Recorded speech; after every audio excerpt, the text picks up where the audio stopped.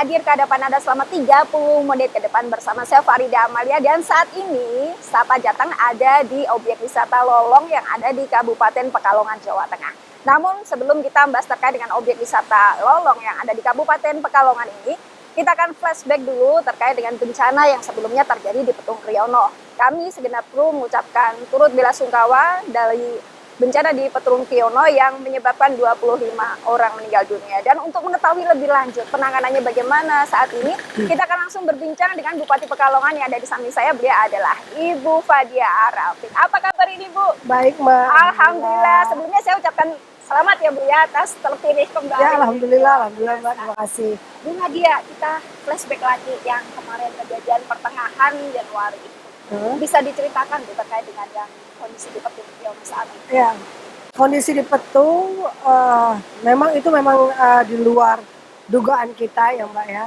Karena biasanya kita tuh hari itu tuh hujan nggak sampai 24 jam. Tiba-tiba itu langsung ada 25 orang yang meninggal yang ditemukan. Ada yang tidak ditemukan juga. Terus juga ada yang luka-luka beberapa. Itu banyak, sehingga yang saya tahu itu, yang saya sudah datang langsung ke lokasi bahwa terjadi longsor. Dan kalau saya mendengar dari korban-korbannya, saya tanya itu apakah longsor karena kok ada tiba-tiba ada air kan, karena kita kegulung air, Bu. Ada banyak masyarakat yang berteduh tuh di dua tempat, Mbak, waktu saat hujan mau maghrib. Satu di rumahnya perangkat desa ya, satu lagi di tempat kafe. Iya, kafe. Ya, di kafe. Nah, terus yang di kafe itu yang meninggal beberapa, banyak yang selamat.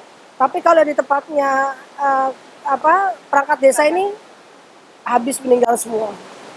Dan kalau saya tanya kepada mereka, itu sebetulnya kenapa ya kan? Apa ambruk bangunannya atau apa? Karena saya lihat kan sungainya kan jauh, Mbak, di sana, terlalu jauh.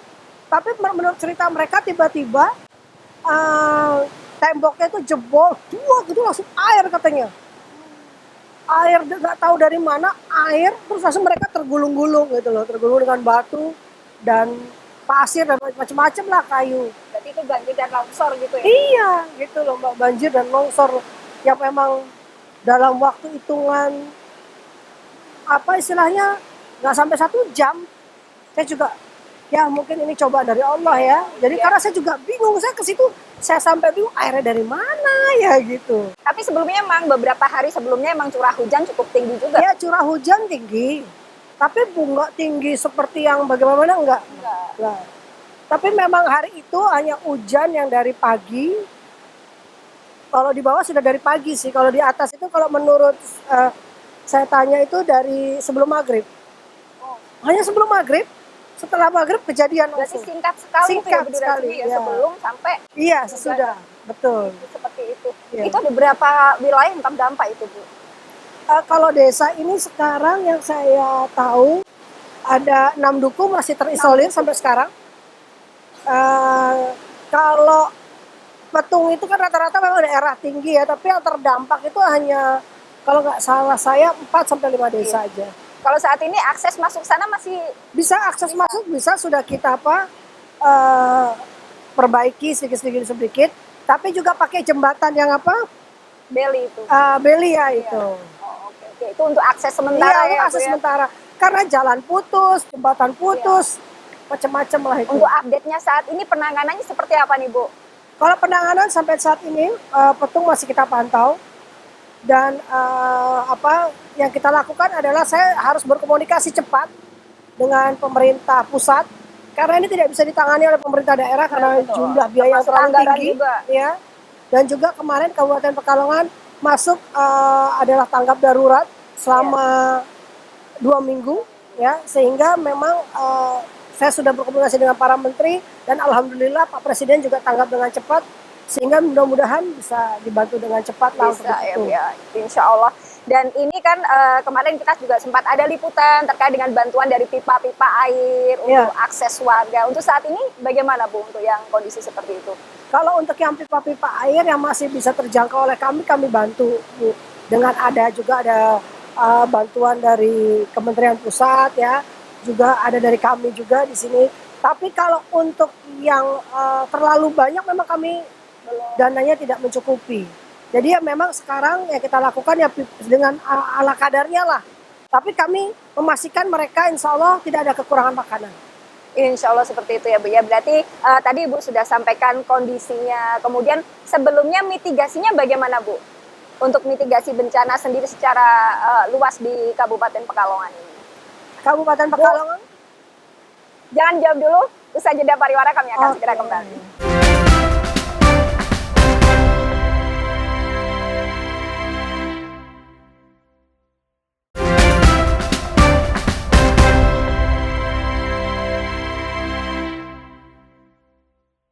Ya, terima kasih saudara Anda masih bersama kami dalam program Sapa Jateng, dan langsung saja kita lanjutkan perbincangan dengan narasumber kita kali ini. Bu Fadia tadi sudah disampaikan nih terkait dengan mitigasi yang secara global dilakukan di Kabupaten Pekalongan ini bagaimana Bu? Kabupaten Pekalongan ini Mbak, itu luas. Ada pegunungan, ada lautan. Ya, jadi artinya ini penanganannya berbeda-beda. Di daerah yang lautan yang robnya itu besar, di daerah dekat Pantura, Tirto itu, yang saya lakukan saya bangunkan rumah-rumah pompa. Oh iya. Pada saat itu banjir ada, dulu biasanya saya wajib setiap tahun pakai sepatu bot keliling ke sana, ngasih bantuan ini, bantuan itu. Tapi saya pikir ini masalah nggak akan selesai kalau begini. Iya. Saya bangunkan rumah-rumah pompa langsung. Jadi begitu banjir sedot buang, sedot buang. Jadi alhamdulillah dari tahun 2024 itu sudah hampir tertanggulangi, walaupun belum semua tapi hampir, karena banyak luas kan. Berarti banjir dan rob itu ya Bu ya? Iya, banjir dan rob.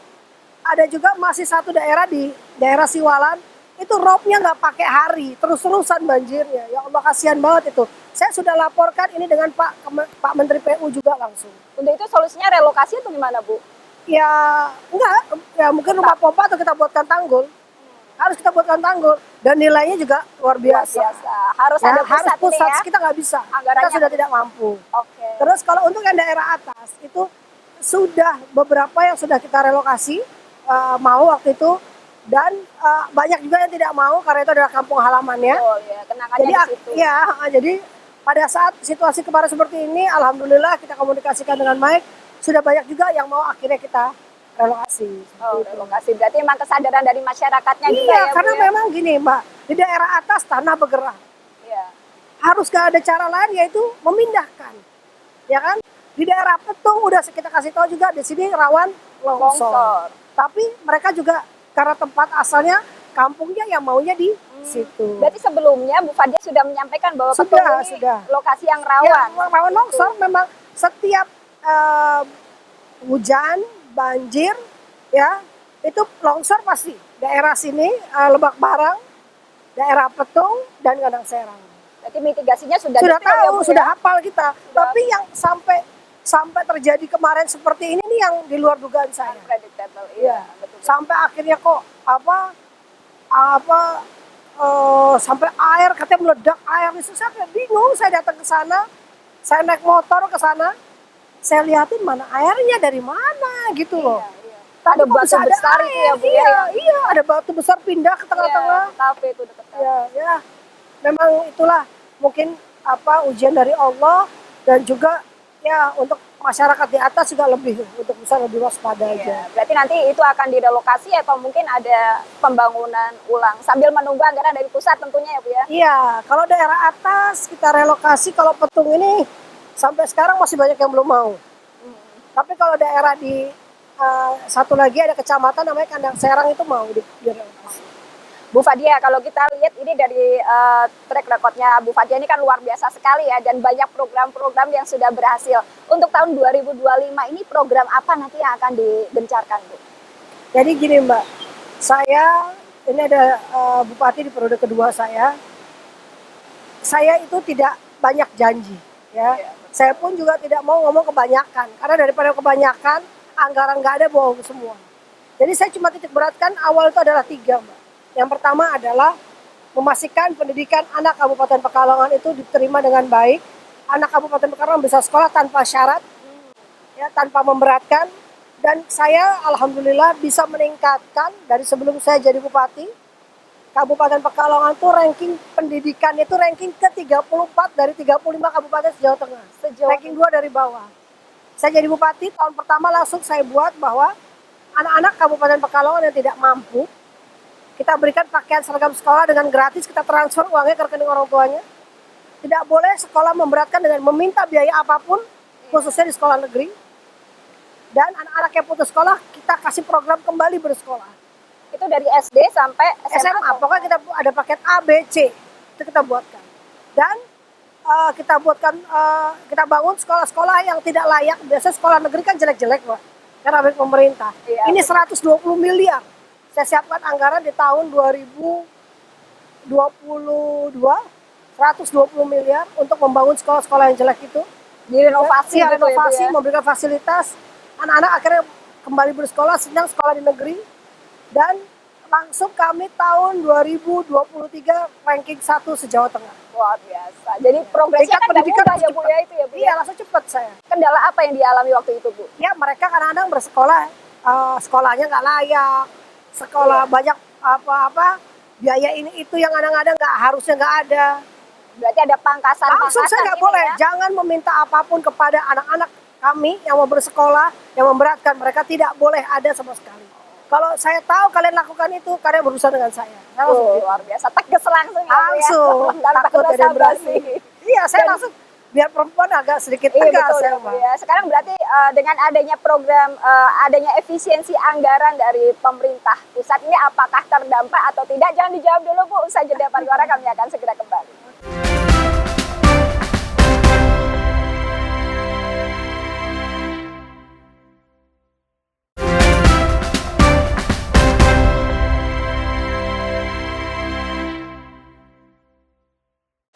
Ya, terima kasih pemirsa, Anda masih bersama kami dalam program Sapa Jateng. Bu Fadia, terkait dengan efisiensi anggaran yang lagi marak Iya. kami di mana-mana ya. Ini tanggapan Ibu bagaimana, Bu?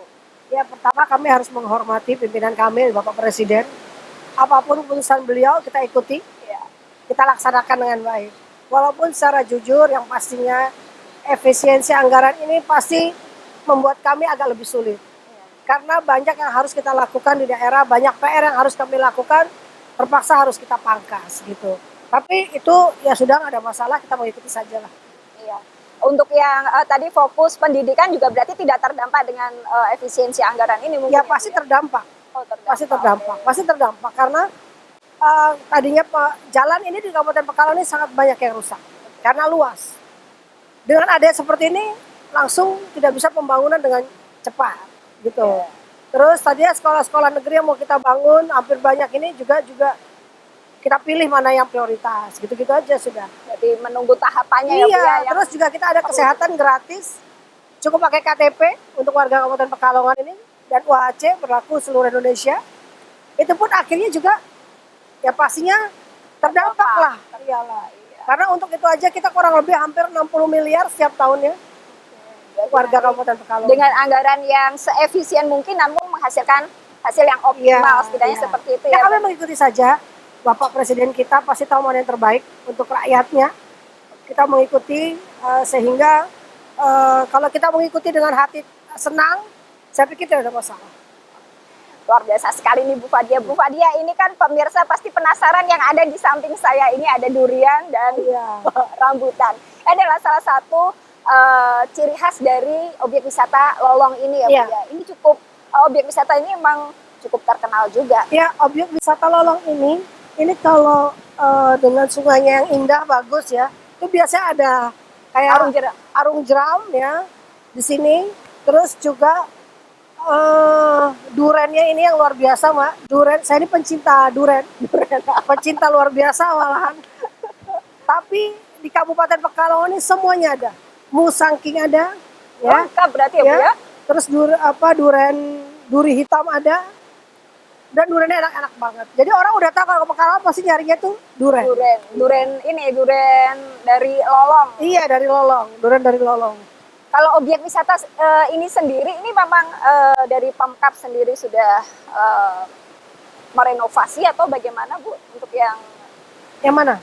objek wisata Lolong ini? Oh iya, kita renovasi ya mungkin sedikit-sedikit karena kalau kita memperbaiki langsung dengan apa drastis nggak mungkin bisa. Karena tadi biaya itu sedikit, uang anggaran kami sedikit, PR-nya banyaknya setengah mati. Ya, jadi memang harus prioritas yang penting ini sudah layak, bagus, orang bisa nongkrong di sini. Sini kehidupannya berjalan, ekonomi berjalan. Kita juga nanti mau ke daerah atas, ada di Linggo Asri yang bisa Pekalongan dilihat semua dari atas itu. Berarti objek wisatanya banyak ya Bu? Iya banyak, ada Petung itu indah banget.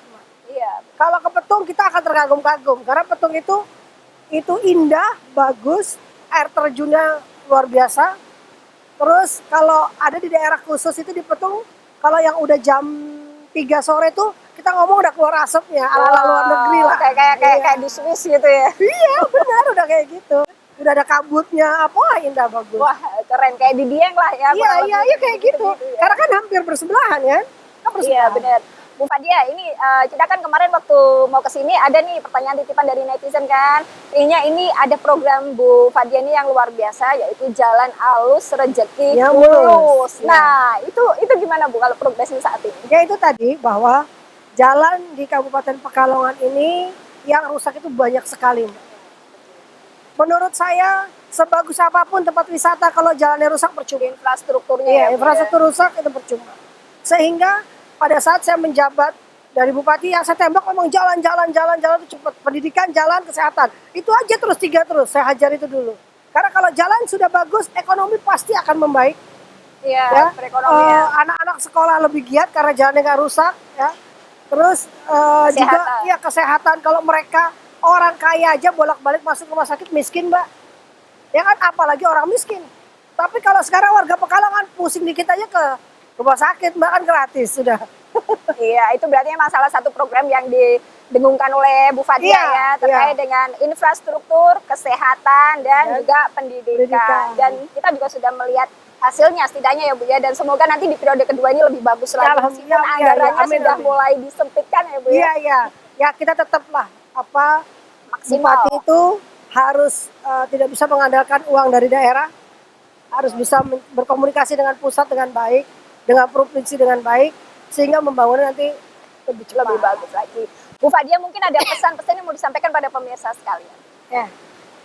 Pertama, saya Bupati Pekalongan sedikit mungkin pesan kepada seluruh masyarakat Kabupaten Pekalongan yang saya cintai. Pada musim hujan seperti ini saya minta tetap kita waspada, kita tetap harus berhati-hati, jaga keluarga kita, pastikan bahwa di tempat di lingkungan kita itu aman, ya banjir, jangan membuang sampah sembarangan.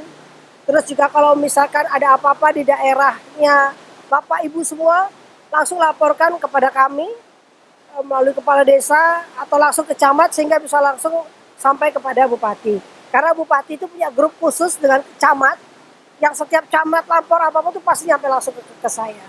Dan juga saya berpesan juga kepada seluruh masyarakat Kabupaten Pekalongan, kalau lagi musim hujan begini, pasti jalan rusak tambah banyak. Jadi bersabar karena saya pastinya tidak akan tinggal diam. Kalau itu jalan milik Kabupaten Pekalongan, pasti langsung akan kami sikapi. Apalagi itu yang dilewati oleh ratusan orang atau ribuan apalagi. Tapi kalau memang Mbak, itu jalannya jalan provinsi, saya tidak bisa. Jalan provinsi atau pusat saya tidak bisa memperbaiki. Karena kalau saya mau perbaiki menggunakan APBD Kabupaten Pekalongan, bupatinya langsung kena periksa sama BPK. Atau aparat penegak hukum, lah ini kan serba susah. Seperti itu. Semuanya ada jalurnya gitu ya Bu ya. Iya, jadi itu yang masyarakat harus paham. Sehingga kalau paham itu sama-sama enak ya Bu ya. Iya enak, jadi dipikir bupati kok nggak ngeliat sih, kok bupati diem aja gitu. Saya sudah, kalau bupati kok nggak lapor kepada gubernur atau kepada pusat, lapor itu udah ribuan kali. Ya, tapi kan memang mungkin provinsi atau pusat juga punya prioritas. Oke. Bu Fadia, terima kasih atas perbincangannya kali ini. Semoga apa yang disampaikan oleh Bu Fadia bisa menjadi informasi yang berharga bagi pemirsa sekalian. Saya Farida Amalia mewakili kerabat kerja yang bertugas mengucapkan terima kasih atas perhatian Anda. Kompas TV, independen, terpercaya.